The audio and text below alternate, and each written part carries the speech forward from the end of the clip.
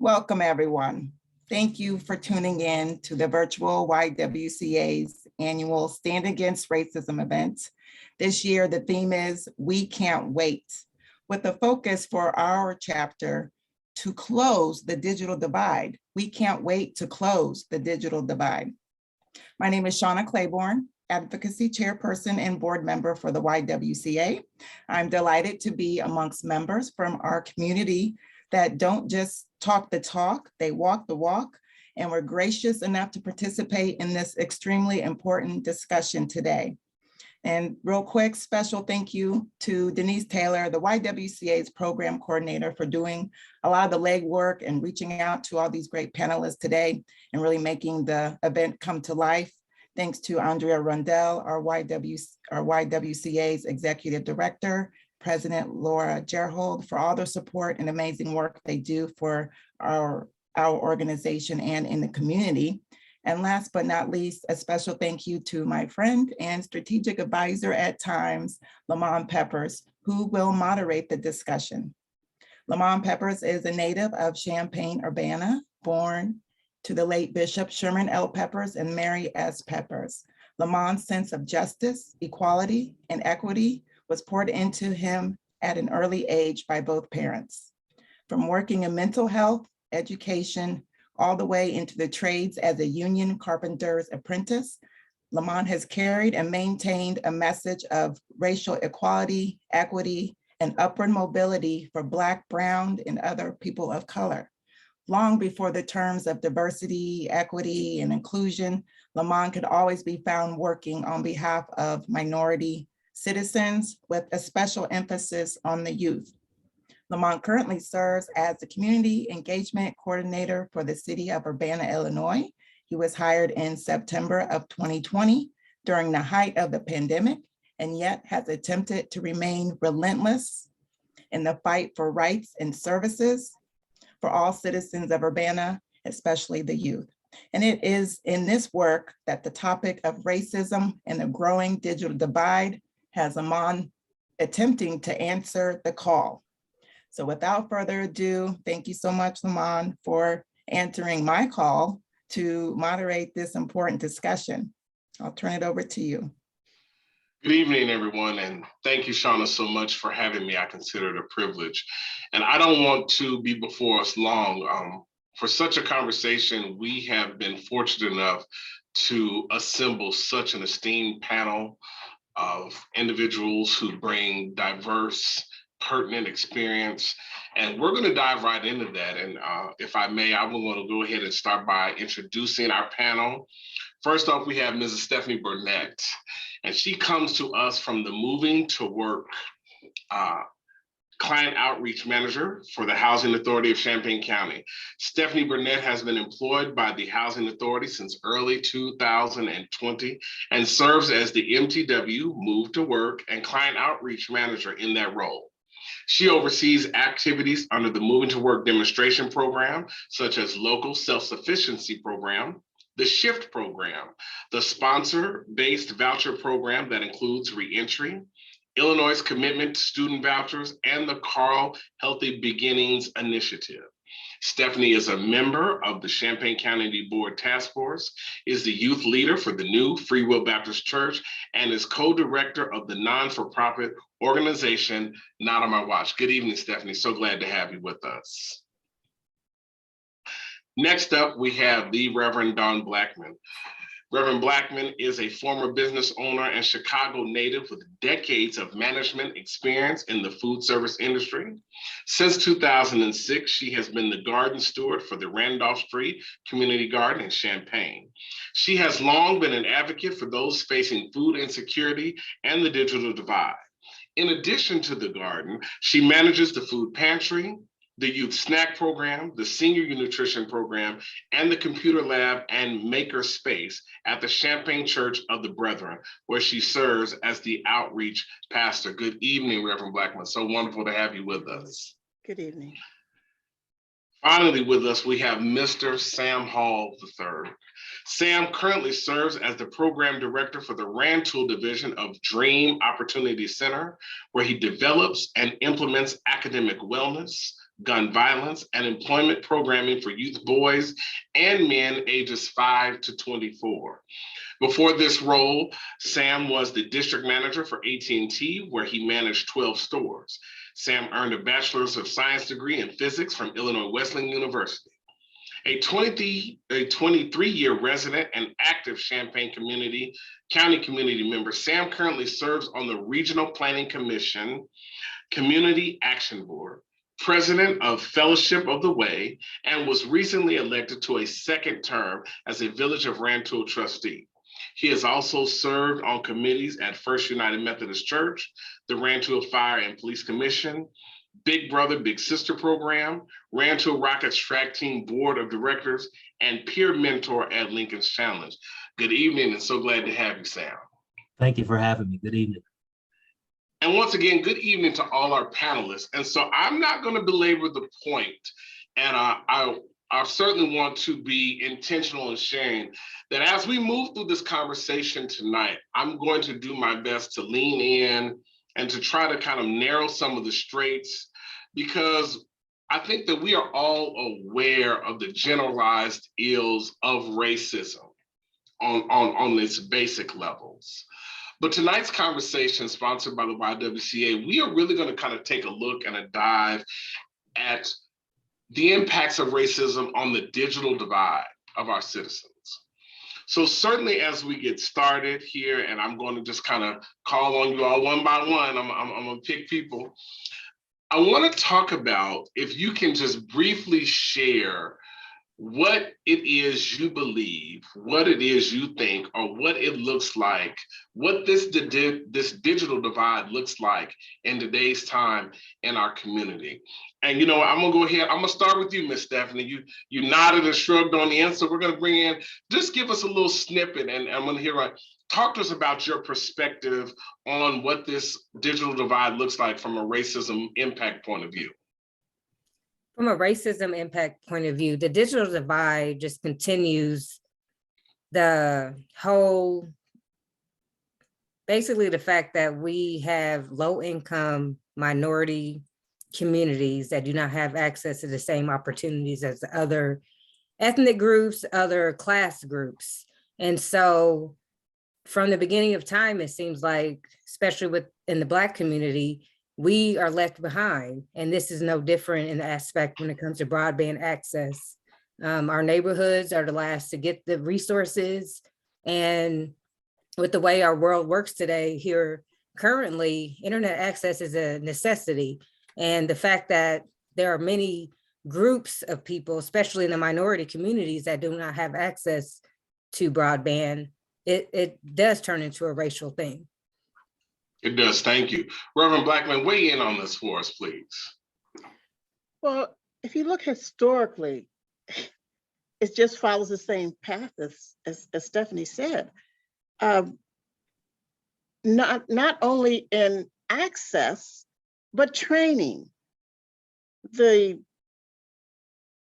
time we're going through here as a result of the pandemic showed very blatantly the difference in community members' ability and opportunity to access the internet. The bulk of the students on the north end where our church is located don't have internet. So when the schools went online, they didn't have computers. When the schools issued computers, they still could not plug in because they didn't have internet. So if you don't have those things, you have no familiarity with them. So once they got computers and internet, they still needed the opportunity to learn to use them. It wasn't as though there were classes all along and had these things at school and didn't have them at home. They just weren't available to them. We've had a community internet computer lab since 2000. And a lot of the kids wound up here late at night because first they had to understand what it was, because there's so many different programs, and the one that the school district was using was not one that anybody was familiar with. including myself. Okay. And we are going to touch on that because you brought up some deep topics. Brother Sam, certainly so glad to have you with us. Weigh in here, especially from the perspective of the work that you are doing in and around, youth and young men. Just give us some initial thoughts as we begin looking and we begin to dive into this topic around the digital divide and racism. Sure, and thanks again. Much like what Reverend Blackman and Sister Burnett have said, the lack of access was just a small piece, right? The the unseen or unrecognized racism that was shown when schools just said, here, we'll give you a computer, we'll give you a hotspot. Mom, dad had to go to work because they're essential, right? Essential. Who's not essential? So now I have children at home trying to fend for themselves, right? Our youth our families were underprepared, right? Unknowingly, right? We've been going through life, this way and understanding this, that, and the other. But once the pandemic hit, I realized there's a huge gap. It's not a divide. This is the Grand Canyon. Mhm. And to I'll say demean our families and say, hey, here's the equipment, have at it. Just burns me up, Thank you for that. Yeah. Yeah. Let me stop there. No, I'm gonna keep narrowing in and Yes. the one thing about courageous conversations, in my experience, I've learned is they're not comfortable. Mhm. But how can we remain comfortable and courageous at the same time? Having said all that, everyone here has really highlighted some key walk-in items around this tremendous subject matter. But I would like to kind of begin to narrow and lean in and push into you all and ask if we can just spend a couple of moments and talk about what you all individually or collectively see as some of the root causes that reared its head, prior to the pandemic, during the pandemic, post-pandemic, from a technological aspect, root causes from the standpoints, not just the gaps in access, not just the gaps in technology, but in you all's experience, talk about maybe also the gaps in technological training. I think everyone touched on lightly, where that was from. And if it's okay, I'd like to start with you, Brother Sam. What do you see from your experience, both life and professional? What are some root causes that you identify that are playing into this larger problem? Okay. I'll list a few here. I think the educational system, right, is one of the root causes. Our students, at least the ones that I have the privilege of interacting with, aren't led to see the importance of technology careers, right? Technology, developing technology skill set. Yeah, we can play all type of games, right? Esports and gaming and I had a conversation. Oh boy, how long do we have? I had a conversation with a youngster in our youth employment program, and all he wants to do, and I'm not demeaning, don't get me wrong, all he wants to do is make money by playing these e-games, right? I challenge, why not write the games? Look at this, what is it, NBA 2K?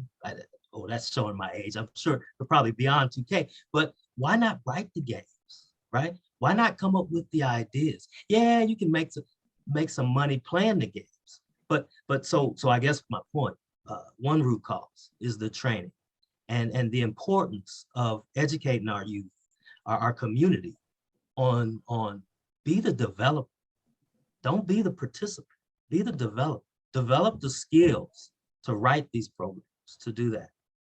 The other root cause I'm going to put on our community. We don't vote. We're going to get to solutions. We don't vote. We need to vote the people in that's going to support building that infrastructure, right? Making sure that our communities get the same level of access and curriculum and equipment and you name it. That's what we need to do. And I'm an elected official, and you know, I put myself on the hot seat as much as I can. If you don't like what your politician is doing, vote him or her out of there, right? But we have to show up and vote. That's important. Okay. Reverend Blackman, come on behind that there. I think he's absolutely right. Sometimes kids are good at playing games because computers were used even in the classroom as rewards for whatever the day's need was. And that it was a time away from regular classrooms and there wasn't any direction. So they do the things that are most available, and games make themselves available on computers. The other thing is that sometimes our children perish for our lack of vision because we have not shown them how computers are integral into so many aspects of today's economy. To that end, we put a computer in the sewing lab here that we have so that they can hopefully learn this CAD program, but also use it for research. You need to know how to put a different style zip in. I'm sure on YouTube, I know there's a video, because when I've shown you the third time, I'm sending you over there because it's somebody else's turn for me to sit with them and help them.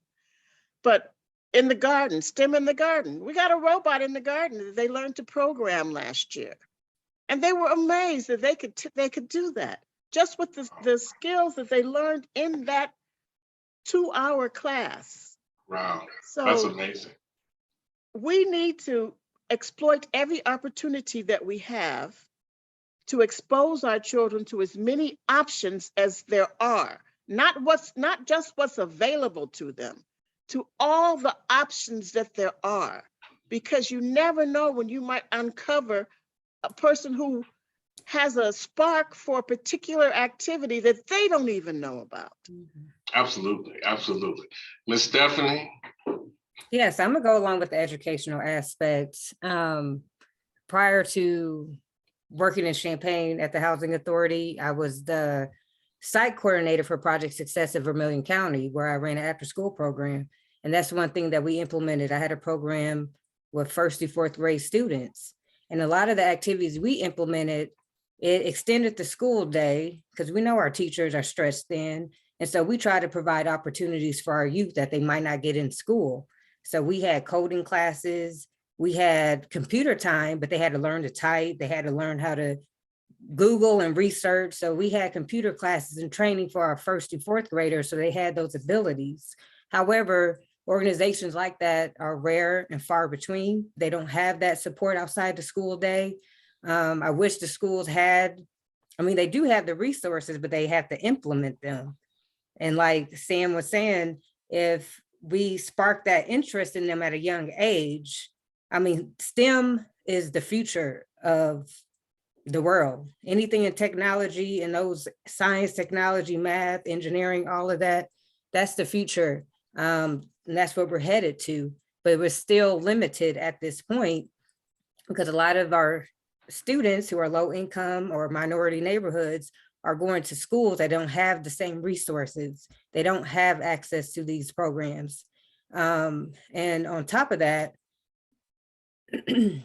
excuse me, and on top of that, I just feel like children learn from their parents as well. So when we have the parents who aren't familiar with technology, they're not going to see that in the home either. So it's kind of a generational thing as well. So if we can target the parents and see the benefits of technology, broadband access, learning to use these programs, and they can help in the home instill that interest in their children as well. So it's kind of a twofold issue. And you know, as we continue to move, and I feel moved to do this, I want to, right now, just thank all of you for your willingness to not just be intentional, but to be transparent and vulnerable in this conversation. I think the subject matter requires it. And having said that, all of you all have tipped on some, I think, really powerful root causes. And I want to segue right to you, Stephanie, and I want to talk about now some of the real world implications of this divide. And if I could, I'd even like to lean in. What do these implications look like if we don't begin to narrow this Grand Canyon, as Brother Sam so eloquently shared, if we don't begin to move from some of the historic deficits that Reverend Blackman gave us? Stephanie, as you look now in your work, not just with the Housing Authority, but as a youth leader at New Free Will Baptist Church, and I'm going to rub in, her and her husband both are so entrenched, like both of y'all, in work with our youth here. What are some of the implications we could be looking at, in a real world, real time, this community type of scenario, if we don't begin to bridge this divide as you see it? Real world implications that some of our youth aren't going to have jobs in the future. They're not going to have a future. One big thing, certain issues that will never go away, or certain job industries, are the trades, the medical field, law, certain things like that. So we can push some of our youth to go to those career fields. But in reality, even jobs like you go to, say, McDonald's, I can walk in and put my order in on the screen. It's technology. I can do it on my phone and just say, hey, Stephanie's here, and pick up my order. So as we progress more and more, and technology continues to improve even more than it is today, because it's always going to get better and better, people are going to be out of jobs. I think I was just reading today with Amazon, you have the people who work in the warehouse that's going to pick your order. They're going to have robots doing it in the near future. So our youth can be the ones who are, as Sam said earlier, developing these robots. They're the ones programming these robots instead of their job getting taken by a robot. So we really have to instill the changes in our society, how things are going to be in the future, and really press on the fact that, like I said, the STEM field is not going away at this point. And that's where we need to train our kids up to realize that's the future of the world. And Sam, I want to tap into you here. When we talk about real world implications, from where you sit, can you talk about some of these implications from an education or even continuing education standpoint? If we can't begin to, positively impact this divide, what are some of the, issues or even continued problems, or maybe even things we haven't even talked about yet, that you see on the horizon? Mm-hmm. Yeah, I'm going to start with hope, right? When we talk about the loss of jobs and so forth, and just being left behind, it removes the hope that our children, right, have, right? And then if there's no hope, then why even try? Why even go to school? If there's no jobs, if I don't see the importance of the educational side of the technology, the STEM, right? If I don't have any hope, right, then I'm not going to try, which then starts a cycle, continues the cycle of poverty, miseducation, violence, right? Because now I feel like I still got to eat, still got to put a roof over my head. I'm going to take from my neighbor. So it's kind of a roundabout way to answer your question, Pep. The education side is, we try and educate on, hey, this is how you change your life. You get involved in, in technology, in science, in math, engineering. You call it what you want. This is life now, right? So as I'm talking to my youth and the families, that's what we tell them. We're life. We all walk around with one of these. That's a phone, right? more powerful than the computer that put the Apollo spaceship on the moon. We need to be able to develop these things. We need to be able to understand the importance of going to school to learn to be a doctor, a lawyer, I guess. Well, everybody's technology, right? Right. So that's my point. You know, let's reestablish the hope in our community by pushing them toward these educational fields. Reverend Blackman, this divide, as we're discussing, exists. We're looking at it from racism, and you on a daily and weekly basis, like our other esteemed panelists, are looking directly into the eyes and lives of young people and their families. Talk to us about these implications for them and you know, your perspective on that. It starts even before they go to the job hunt. If you apply to Parkland, you're going to need computer skills to put in the application and to take the test, the assessment test. Mm-hmm. Now, I've seen people that were just thrown by, I know they knew the work, but they had not seen that form of access before. So we are loading on practice tests on our computers. We had them on the old ones, but we're upgrading. So, but we're starting, I don't always say we started at ground one, but actually the first floor, we're actually starting in the basement. Mm-hmm. And it's a big opportunity because there's nowhere to go but up. I mean, we have the highest unemployment rate already. So we, in the next generation, we can't be the highest, you know, so we have some opportunities to prepare our young people. We need to help them to learn to exploit, like you said, the telephone. I'm just new to smartphones.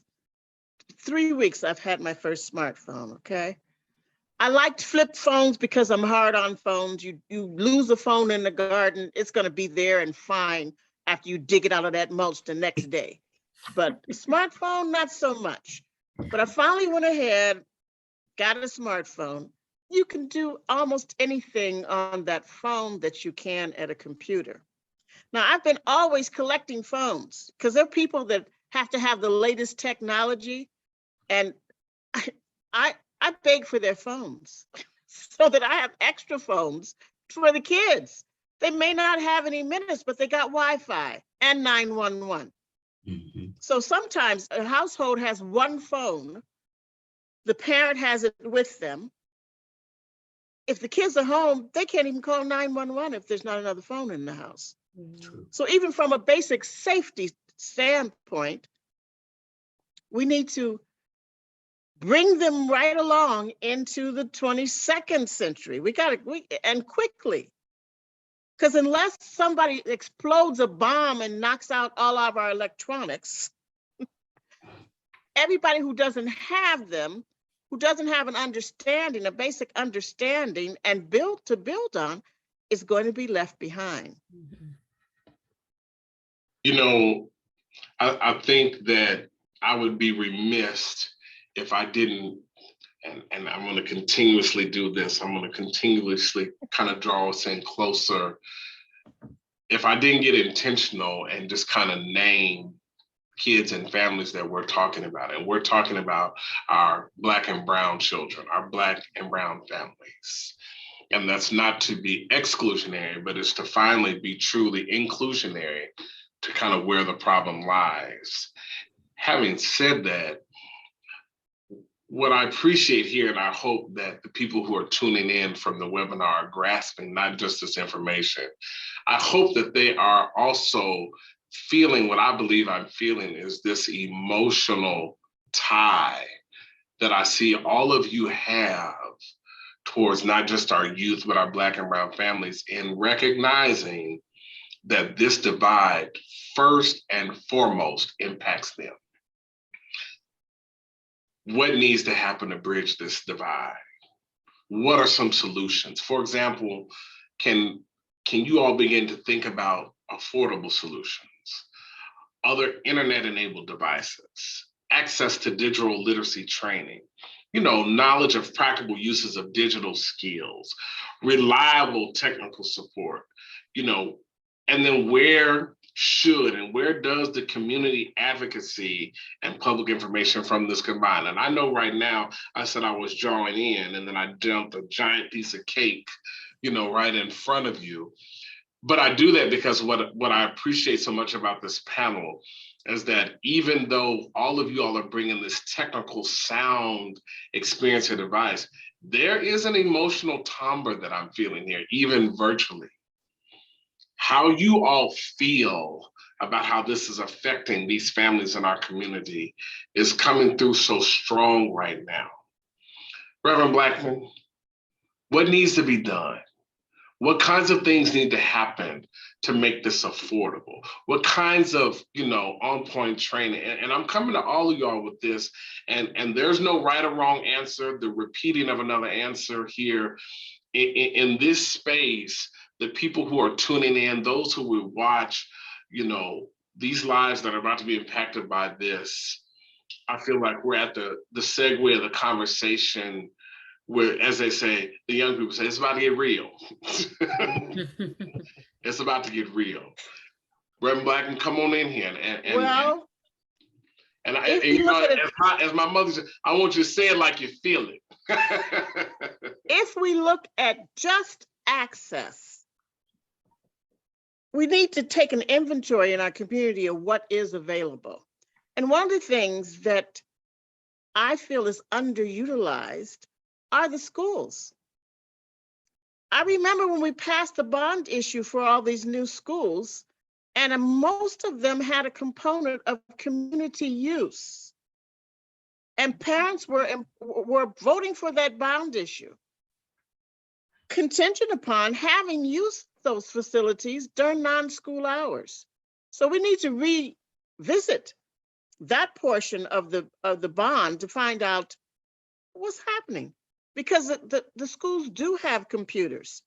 They do have space. Space is always a problem in this town. I look at Sister Burnett, and we're both involved in church. Okay, that's the space that we basically use here in this area for all of them. Let them leave you out, Brother Sam. Let them know you go too. Okay. I'm actually in my church office now. But amen. Oh, yes, amen. And I don't know if you can hear them, they're bell practicing down the hall. Okay, so here we are, 3 on the panel working out of the church. So we need to pool our resources. If you have a computer lab, I literally snatch kids off the street. I open up the church door and sit on the porch, and a kid will walk by, and I will ask them, could you help me with this thing on the internet? There you go.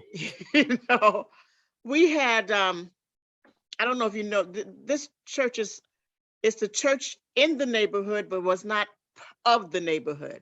Our membership is not, till recently, neighborhood people.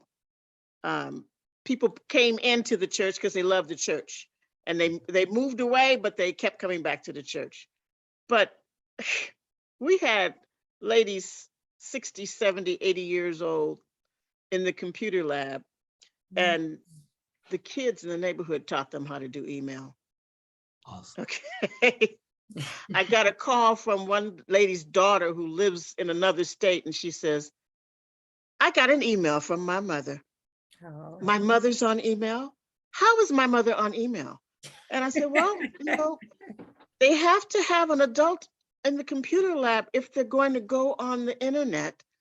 And she was here working on the books. Somebody asked her. So I love that. She called me another time and said, my mother cannot be my Facebook friend.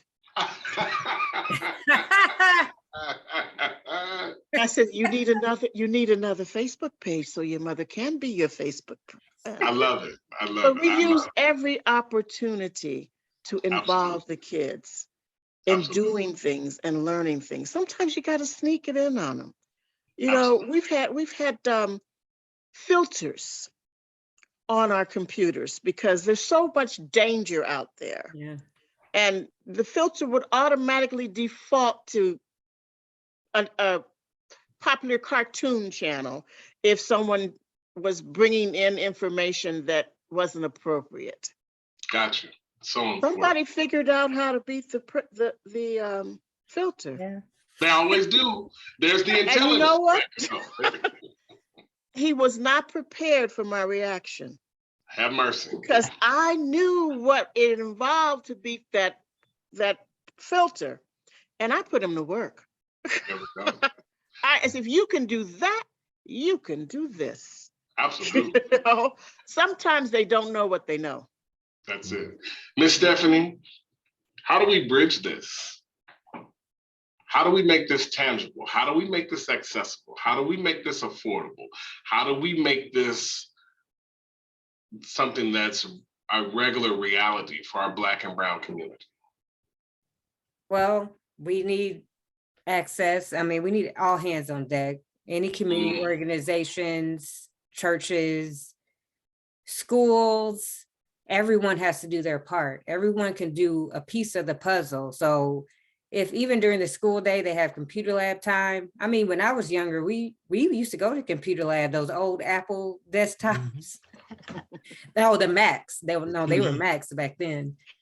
And we got that experience. And I feel like that's missing now for some reason. But like I said, everyone needs to play their part. If you know people who have experience with training, like I said, I think even getting the parents involved, getting them trained in how to use different programs, helping them to see the benefits of broadband access and the use of devices, and they could share that with their children. But like I said, we have the Hope Center now in Rantoul, Illinois. We have a computer lab that we set up. I mean, it was difficult to get broadband access over there. We finally got it. So that computer lab is open and available to our youth that we can bring them in.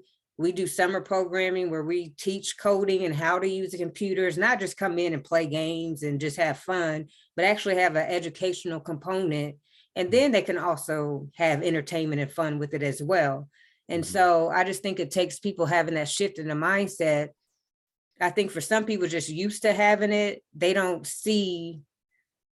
realize the need that's out there for those who don't. For me, every day of my life, I'm on a laptop at work. Some people, that's not their reality. So it's hard for them to fathom, oh, there's people out here without internet access, or there's people out here without devices. And the phone, yeah, our phones are smartphones. We could do a lot on them, but it's not always going to be enough. Yeah. And so just to get that out there, get people realizing the benefits and having everyone do their part together, I think we can really make a change.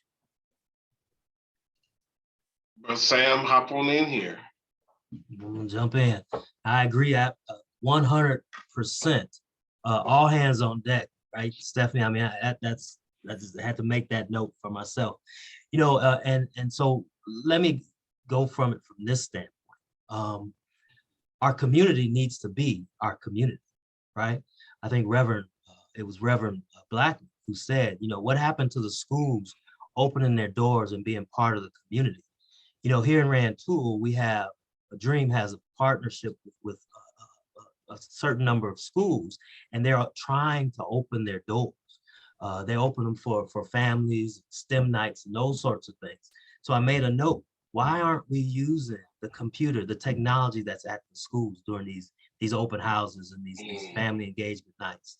One thing that Stephanie mentions, you know, her Hope Center, right? The computer lab over there. I think that's fantastic. We need to make sure that our youth center, the centers here around town, are also allowing access. And you know, because computers in our community are seen as toys, right?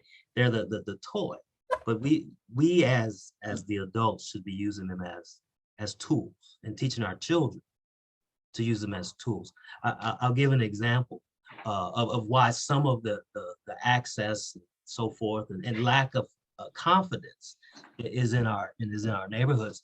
You know, the YWCA sponsors a program called Strive, and what they do is they take a handful of ladies, and we had a group of 10. It seemed like 20, but the group of 10 that are in our parent mentor program, and they were taught and encouraged and nurtured in the Google Workspace suite of applications. They received Chromebooks, right? They received weekly, it was about 2 hours worth of skill development and fellowship. And so what came out of that for these 10 women was confidence. I think Reverend Blackman was talking about a woman who learned to email. Well, many of these participants, same thing, learned email, learned how to create and update, if they have one already, a resume. And so we need more programs like Strive and the Hope Center and Dream offers that as well. We need these pieces, right? All hands on deck, right? We need these pieces to get the word out, grab them. I don't know if I can grab somebody off the street and get away from it. Yeah, I'm I'm a Black man, gotta be careful, right? But no, we need to grab our youth, right? Grab our community, grab our government officials and say, hey, this is what we need. This is what we're gonna provide. I'm gonna say one more thing, and then I know you're trying to narrow us in, but I got the mic, so you know I like to talk. Our government, if our government hasn't allocated the ARPA funds to build the infrastructure in our community, then we need to make it known. If they haven't, like in Rantoul, we haven't designated what we're gonna do with this $8 million, right? $8 million can go a long way on the east side of town, which is where it tends to get forgotten. Yeah, let's talk to our government officials, our politicians, our whomever, and say, hey, we need some infrastructure. Because it's one thing to practice and learn and so forth, but if it's running slow, we all know how we get frustrated when it starts to buffer, right? We need top-notch access and infrastructure. So I'll stop there. No, you're fine. You know, as we move into kind of the final segment areas of this, I'd actually like to take a more intentional step briefly. And I'm gonna be specific, I'm gonna be tight. I'd like to hear from each of you 60 seconds from this point of view. And, you know, I want to be transparent in that, you know, we are certainly looking at racism in the digital divide. And one thing that I heard, and I've heard echoed and shared, was all hands on deck. In your opinion, what or how can our white brothers and sisters improve their positionality to improve this issue specifically? And I ask this because oftentimes historically, when there have been issues of inequality, the problem falls into the lap of the people of color, as if it's a people of color problem instead of a people problem. So my question is, 60 seconds, I'm gonna be on each one of y'all. Can you share with me how you think our white brothers and sisters, our counterparts, can be more intentional to minimize this divide? How can we move them, if I can be honest with you, from being allies to accomplices? And here's what I mean. If you're my ally, you will show up, you will provide help and support, but you're not risking anything. If you're my accomplice, you're going right down to the very spot, the very hole, the very point in the creek, and you are willing to make the same risks. You're willing to have the same losses that I have. 60 seconds. How do you think that they can do that? Move from being not involved all the way to an accomplice. Well, Sam, you smiled first, so here you go. 60 seconds. Take a stab. You know, Pep, I'm always smiling. So but that's good. So wow, accomplice, man, you're deep. You're deep. Okay, so so we going down together. I'm sorry, we're going up together, right? So, because you're right, this is a people problem. I only got 60 seconds, man. I think opening, okay, so the churches, the schools, the community buildings, a lot of ways, those aren't owned by us, typically, right? Typically, and I mean, we got our panel have our own Black-owned foundations, but we don't own any schools. We don't own any churches. Well, maybe. Let me go on with my point. If we open our doors, if our accomplices, our white accomplices, right, open their doors, much like Reverend Blackman does with her school, right, but at her church, open our doors, say, hey, we got plenty of internet access, and it's fast.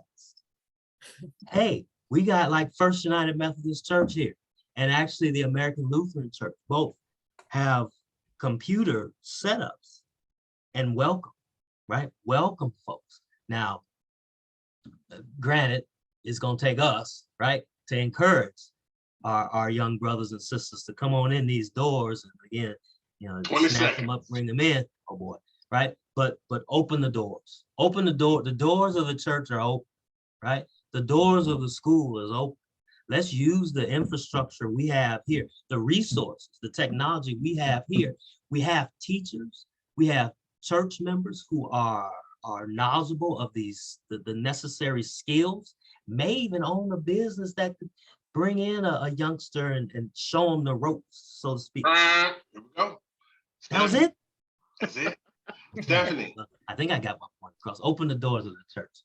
Use the building. How can we get our white counterparts to go from allies to accomplices and help close this divide? What can they do? Instead of me saying, what do you feel that our white counterparts can do to shift? I think this forum right here is a start.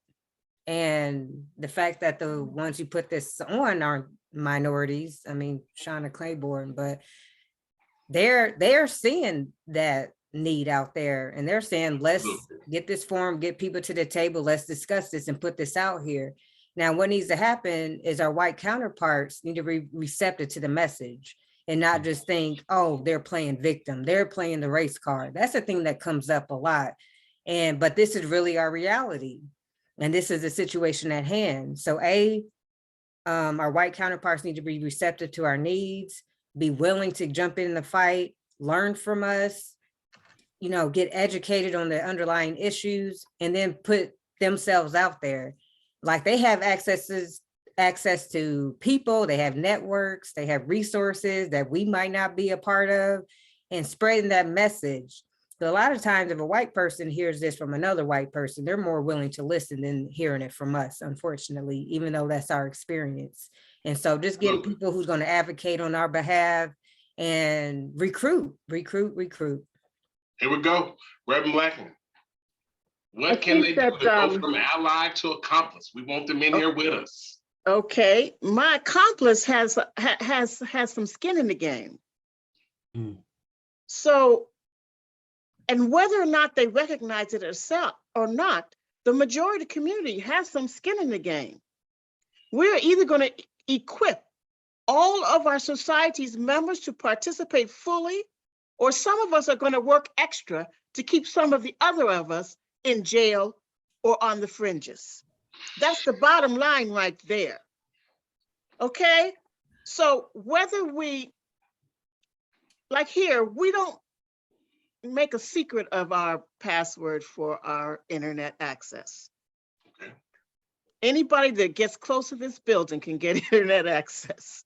The police have stopped coming through our parking lot trying to see what's going on because the kids are sitting in the lawn, they're sitting in the window wells. If you park behind it, you can get internet access. And that's a big deal if you don't have it. Huge, You huge. know, some families don't have telephones because they don't have internet access. And you can get a phone call out on through Facebook. You can order pizza. You can do a lot of different things. You can And do all your right, homework.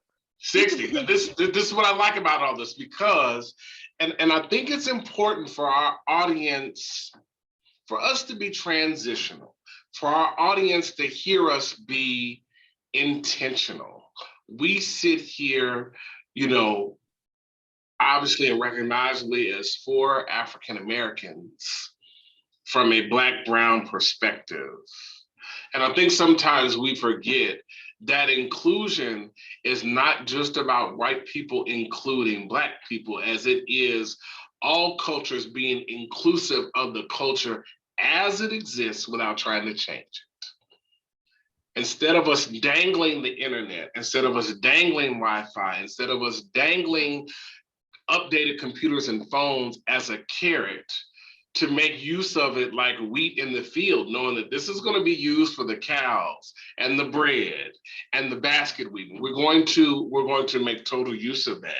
And having said that, and we're getting ready to come here into the finish line, I want to hear from each of you on what's being done locally in your area, either on your job or in your personal life. Where do you see local efforts going on right now to close this divide? Ms. Stephanie? In my area, on the job at Housing Authority of Champaign County, we have received broadband grants through Connected Illinois. So with those grants, we've created a workforce development and small business opportunity center out at Oakwood Trace. We have Chromebooks out there that our residents can use. We have Wi-Fi access, projector for trainings, a screen, all that for trainings, educational purposes. Additionally, we've networked with the University of Illinois Community Data Clinic. They received a READY grant through DCEO, another state organization. And with that program, we have been able to provide affordable laptops and free hotspots to 150 of our Housing Authority families. I know they're also working with other organizations in the community. They worked with CU Trauma and Resilience, the health department, and I believe the Department of Human Services as well, to do some of these laptop distribution. So with the Housing Authority, 150 of our families received laptops and free hotspots, but I believe the contribution has been between 500 and 600 families throughout Champaign County. So we're Awesome. definitely trying to narrow that divide as much as we can. Absolutely. Thank you so much. Brother Sam, what's happening locally in your area, professionally, personally, to kind of bring this divide in, to try to close it off? Sure. First off, as I mentioned, we've had the Strive program here that teaches the skill sets necessary for our heads of households, our women, right? It's a 6-week program. They did each of them received a Chromebook after completing. We will be starting our next cohort of 10 to 15 here very soon. So be looking Dreams website, our personal websites, Facebook pages, and so forth for those signups. So that's huge. We also offer at each location in Champaign, at University Place, First Presbyterian, we offer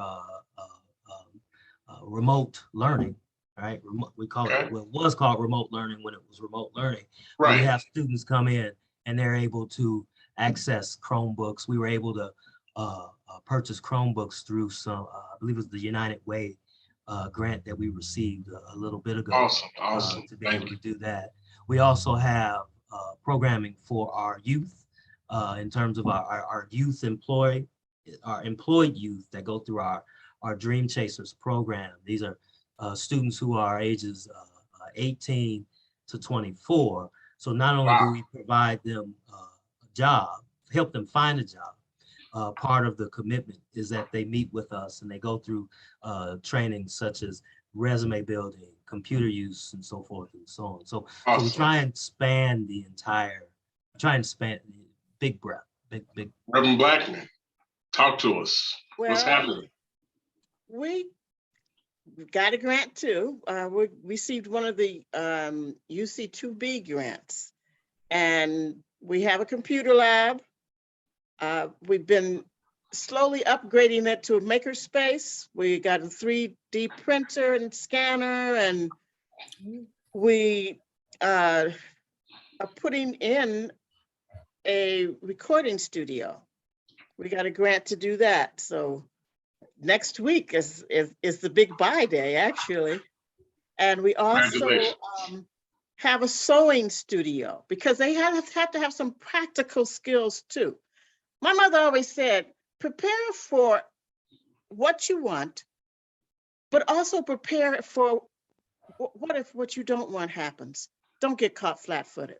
Absolutely. So we have a sewing center where they learn how to sew. This summer is Entrepreneurial Skills Camp. They're going to be starting small businesses. We're going to do, they've lifted the prohibition on selling baked goods. We're going to have a cookie business. We already have a marketplace stand at the garden where they sell their surplus vegetables and their cash. We have a cash crop for the garden. We're trying to expose them to as many options as we can. Awesome. So greatly appreciated. 30 seconds before we get out of here. Everybody's got 30 seconds. Watch this. Kind of the last intentional moment of the night. What can the YWCA do to close this racial divide in the digital world? Stephanie.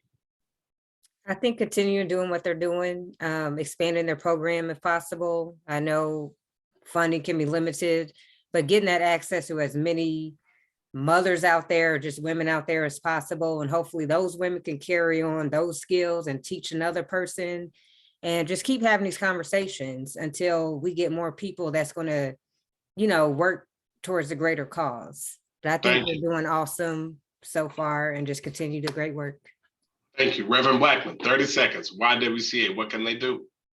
Well, volunteers.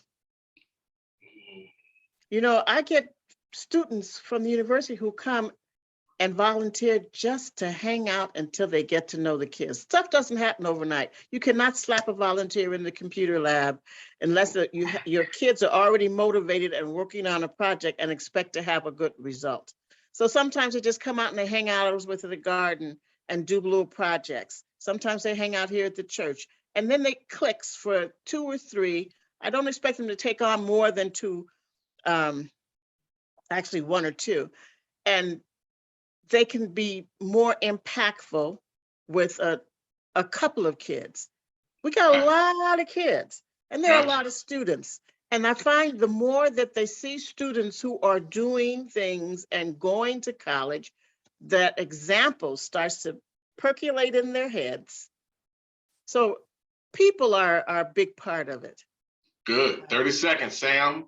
What can the YWCA do? I think they're doing a great job. I mean, as Stephanie said, opportunities like this, I think being open-minded, right? And looking for ways, right? Looking for ways to engage the community in how to close that gap. The programming it's robust, but to continue to grow it and get the word out, right? Well, by any means necessary, right? Whether it be on bulletin boards, on Facebook, or whatever, right? Maybe we should talk technology. I think they're doing a fantastic job. Keep up the good work, keep an open mind. Let's keep the dialogue going. That's how anybody progresses, is by just keeping on talking and listening. Talking and listening. More listening than talking. So that's there we go. So certainly as we close out here, for those of you who have tuned in or are watching, once again, my name is Lamont Peppers, and I work and serve as the Community Engagement Coordinator for the City of Urbana. I would like to thank Stephanie Burnett, Reverend Don Blackman, and Mr. Sam Hall III for joining us tonight for such impactful, transparent, and intentional conversation on racism, bridging the digital divide, and that we can't wait. And at this time, I would like to turn things over to Andrea to kind of close us out, but to say thank you to her for having all of us. Yes, thank you. Thank you. Thank you. Thank you. Thank you all. I'm so grateful that you have taken the time to share with us all of these wonderful, wonderful ideas. Thank you for challenging us to do more. I think we really need to, and I want to see that happen. And I hope that we can work with you all more and continue to listen and become good accomplices. At this point, I just want to say thank you very much to everybody, Mr. Peppers, Mr. Hill, Mrs. Burnett, and Reverend Blackman. You've been fantastic. It's been just a real pleasure to have you. And of course, I would like to thank our sponsors, United Way of Champaign County, the School of Information Sciences at the University of Illinois, CU Mass Transit District, and Share Power Responsible Investing. All of them contributed to making this happen. Really, really appreciate that too. So thank you, everybody. I hope you've got some ideas. I hope you're going to come back because we want to have more of these conversations and get more people engaged. Thank you. Good night, everyone. Good night. Good night. Good night.